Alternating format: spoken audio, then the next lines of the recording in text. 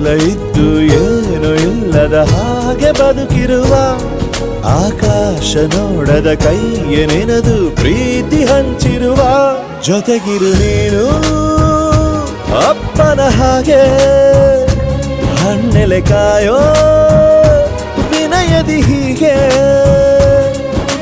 ನಿನ್ನನು ಪಡೆದ ನಾವು ಪುನೀತ ಬಾಳು ನಗು ನಗುತ್ತಾ ಬೊಂಬೆ ಹೇಳುತ್ತೈತೆ ಮತ್ತೆ ಹೇಳುತ್ತೈತೆ ನೀನೇ ರಾಜಕುಮಾರ.